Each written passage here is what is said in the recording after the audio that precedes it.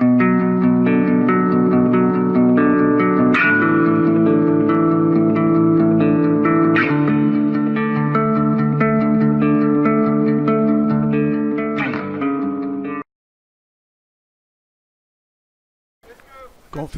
débat à Darwin. Lors de la marche sur le climat, nous rencontrons Marc du collectif Climat. Il nous explique les enjeux. Il y a urgence. Voilà, Marc, bonjour. Dis-nous en quelques mots, cette manifestation sur le climat, il y en a eu un petit peu avant, là il y en a maintenant. Qu'est-ce que tu en ressors de cette manifestation, en quelques mots? Avant tout, un bel enthousiasme, c'est la première chose à dire, pour une cause absolument monumentale, qui est celle du climat. Ensuite, il y a un mouvement qui se met en place justement sur cette cause, et là on peut retenir que le nombre de personnes qui étaient là, c'est effectivement bien produit. Il y a eu énormément de personnes qui sont venues sur Bordeaux, ouais, et qui ont été présents aussi dans les Agoras, donc je crois que c'est aussi un bel exemple d'une marche justement démocratique, avec des recherches de solutions citoyennes, avec des gens qui ont de façon transverse expliqué la façon dont on pouvait solutionner la problématique du climat. Donc là, moi je suis sur cette agora de la finance, et la finance avec l'économie sociale et solidaire. Et on peut dire que ressort encore une fois des points majeurs, assez compréhensifs. Ce sont les monnaies locales, ce sont le principe du revenu de base, et puis effectivement quand on est encore dans le système actuel, c'est la transition et le fléchage par des associations. Donc je parlais de la NEF, je parlais de Solident, et entre autres ça veut dire qu'il y a une logique de pousser la finance à évoluer vers quelque chose de beaucoup plus cohérent, pour qu'elle arrête aujourd'hui de détruire le vivant et l'humanité au sens large. Voilà. Peut-on dire que la transition écologique est en marche véritablement, ou plutôt elle est en train petit à petit de se mettre en marche? Alors je crois qu'il y a un déclenchement qui est fait, je crois qu'il est plus massif, je crois qu'elle est réellement en train de courir après un gros changement. On l'a vu dans cette agora, c'est vraiment, on revient en ligne de mire, surtout la problématique démocratique. Aujourd'hui le citoyen ne s'exprime pas assez, il n'est pas content de la démocratie qu'il a aujourd'hui, et donc indirectement cela joue sur la façon dont la finance se comporte. Et aujourd'hui elle est dans les abus, elle est dans une dérive aujourd'hui qui provoque des inégalités, et indirectement aussi une destruction du vivant, c'est ce que je dis.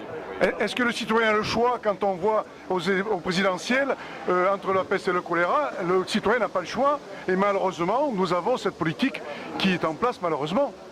Alors effectivement, c'est une politique aujourd'hui qui est je dirais, surtout de façon assez dure, mais on est presque dans un fascisme financier.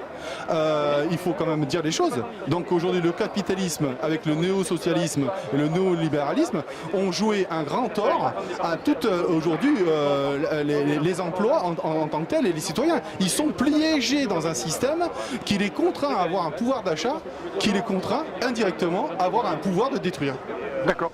Donc aujourd'hui, le citoyen s'est emparé véritablement de cette transition écologique, et qui va pousser peut-être la finance et les politiques et l'Europe à véritablement mettre des mesures. On parle de 100 milliards par an, c'est énorme, pour pouvoir faire changer la donne. C'est ça. Je crois qu'aujourd'hui, le principe de la question précédente, c'est effectivement qu'il y a un déclenchement citoyen sur, déjà, il y a eu le départ de M. Hulot, mais je crois qu'il y a aussi une prise de conscience générale sur la façon dont aujourd'hui on crée la monnaie, et sur la façon dont la monnaie est fléchée. Et aujourd'hui, politiquement, elle n'est pas fléchée pour du long terme, elle est fléchée sur du court terme. Et c'est pour ça que le fascisme financier à l'heure actuelle, le capitalisme installé dans le monde entier, joue un grand rôle. Et c'est à nous, les citoyens, de le reprendre. C'est aussi simple que ça. Le nouveau ministre de l'écologie parle que l'écologie et l'emploi vont ensemble. On ne peut pas faire soit l'écologie et puis l'emploi, ou l'emploi et l'écologie. Les deux sont liés. Deux petits mots sur cette situation. Alors, l'emploi et l'écologie, effectivement, enfin, ils parlent souvent d'économie pour essayer de noyer un peu le poisson. Oui, je crois que c'est assez simple à dire. Aujourd'hui, le système bancaire actuel n'est pas compatible avec l'écologie. Il est aujourd'hui prédateur, il prend des intérêts à tous les endroits, il essaie de monnayer, marchandiser tout ce qui est possible de marchandiser, et ce qui crée aujourd'hui une prédation au sens large. L'humanité est en train de se rendre compte qu'elle est la plus grande prédatrice et finalement la plus grande cause elle-même, elle crée elle-même le désordre. Et il faut se rendre compte qu'on va vers un effondrement. C'est pour ça que l'effondrement, on l'a appelé, nous, dans certaines personnes qui l'ont intellectualisé, on appelle ça le capitalocène. C'est-à-dire qu'on est dans un effondrement dû au capitalisme. C'est clair. Message fort que tu as envie de faire passer aux citoyens de cette grande manifestation qui a lieu dans toute la France, un petit peu partout.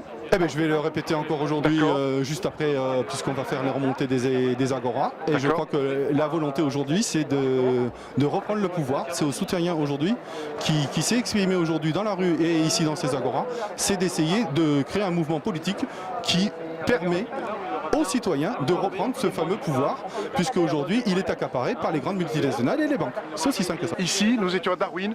Merci Marc pour ces précieuses informations. Et puis on se retrouvera dans d'autres lieux où on te rencontrera, où le climat est toujours d'actualité.